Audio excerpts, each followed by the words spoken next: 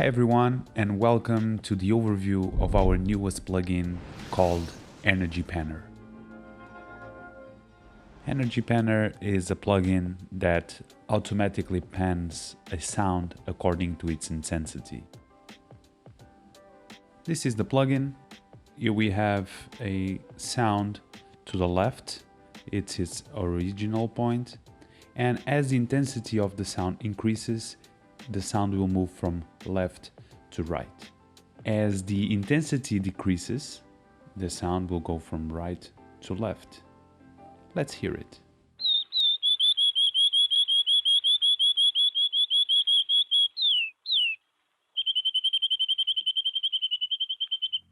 And this is the basic mode of operation of the Energy Panner. The default mode is the pan, but we have a second mode which is called sliding. The main difference between the two modes is that the pan only acts between the initial and the final positions of the plugin. And when the intensity decreases, the sound goes back to the initial point. Whereas in the sliding mode, the sound can go beyond the initial and final points. And when the intensity decreases, the sound stays where it is. It doesn't go back to its original source.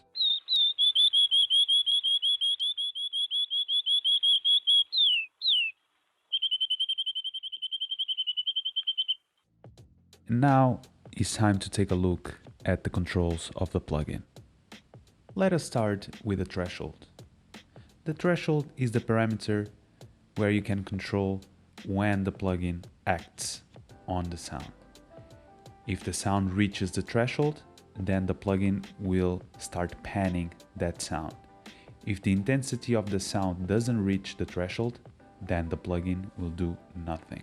Then we have the ratio, which is basically where we can set how much panning or how harsh the panning will be when the threshold value is surpassed by the input sound.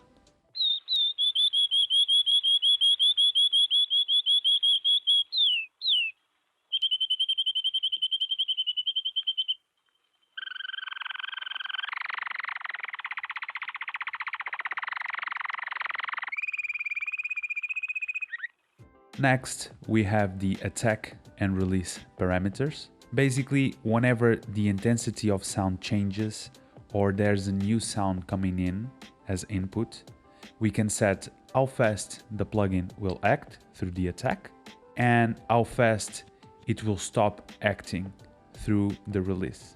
By default, both the attack and release are linked, but we can move them independently if we untoggle the link button that's between the two parameters.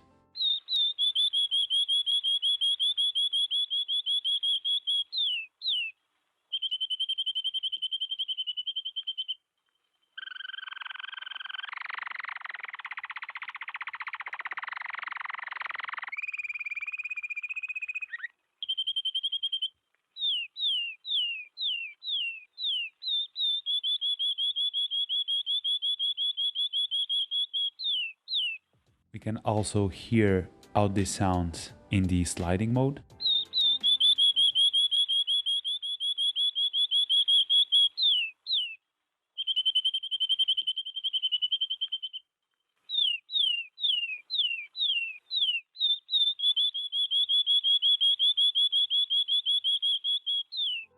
Now let us talk about the movement.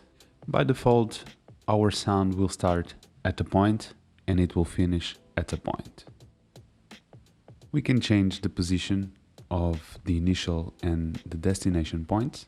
We can, for instance, place them in the midway from the left and the right, or we can even make them very close to the center. We can also change the position of the points through this drop-down menu here, to the left, for instance, then to the right, and then to the center. This way you can easily place the points in exact positions. Of course, you can do this manually and drag the points to whatever you want. And if you do this while pressing the Shift or Alt key, you will have a much smoother movement If you do this by clicking Control, you will snap the points to the grid. Instead of using just points, we can also use the speakers. So we can have our sound starting from the speakers, in this case left and right, and go towards the point. This way, instead of having the sound starting from a point to the left and go towards the right, as we had before, now we will have the sounds both from the left and the right side going towards the point, which is in the center in this case.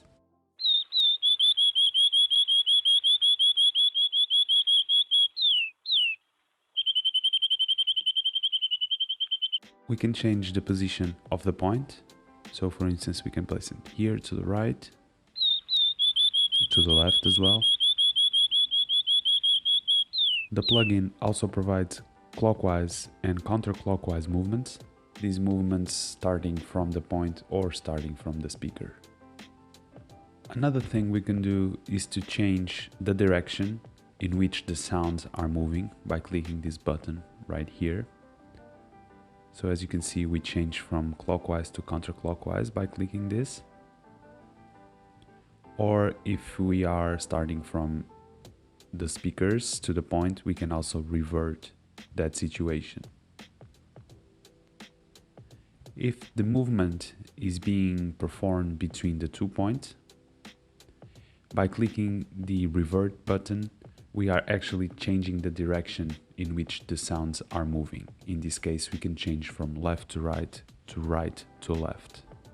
The plugin also provides a randomize button, and each time you click this button, the plugin will generate new values for its parameters, and you will get a completely different result every time.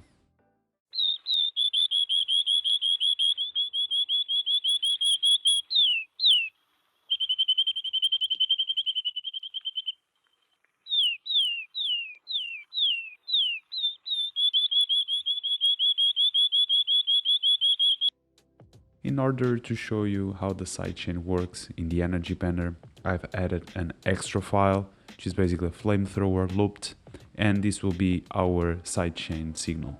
Up until now, it has been the canary file that we've been listening to that has been controlling the plugin. So it has been the intensity of this waveform that has been establishing how the plugin will behave. But now, since we've activated the sidechain option, we can use the flamethrower file to control the way the plugin will act on top of the original file. So we have these peaks over here, and these will dictate how the plugin will act on the canary sounds.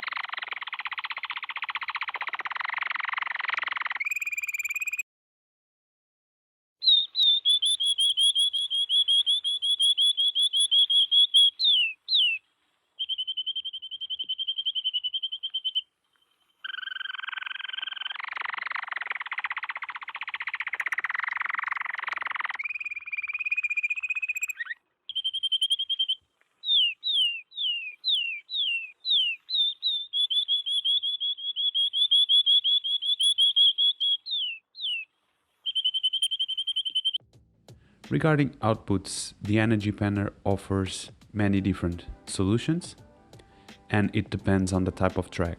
So in this case, we're working with a stereo track. So we have general DAW type stereo with a little bit of attenuation at the back. Then we also have XY, MS, and Bloomline setups. These basically simulate the polar patterns of such setups. And we also use binaural audio For instance, if this was a 5.1 track, we will have the 5.1 and binaural options, and the plugin, again, depending on the type of track, offers 7.1, Dolby Atmos, Ambisonics outputs. Up until now, we have been working with audio files, but the Energy Panel also works with MIDI. So I'll open a session with a MIDI track and I'll play some notes on a synthesizer, and let's hear how these different examples sound.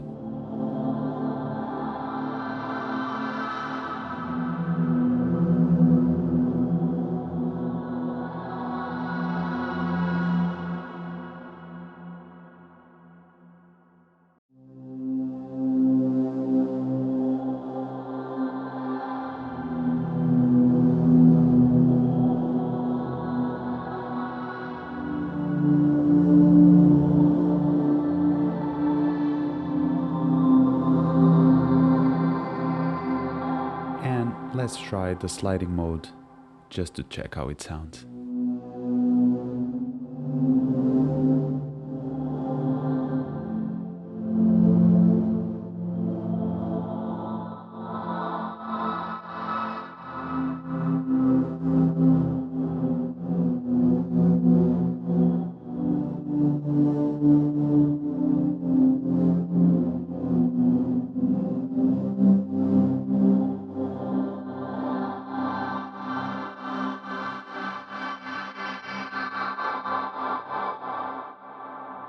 And this is it. Thank you for watching. I hope you enjoyed this quick tutorial. Feel free to give us any feedback in the comments below. Send us an email if you prefer. The links to our website and other social media platforms are in the description of this video. Please feel free to follow us. And as always, it's a pleasure being here with you, showing our products to you, the artists. Thank you.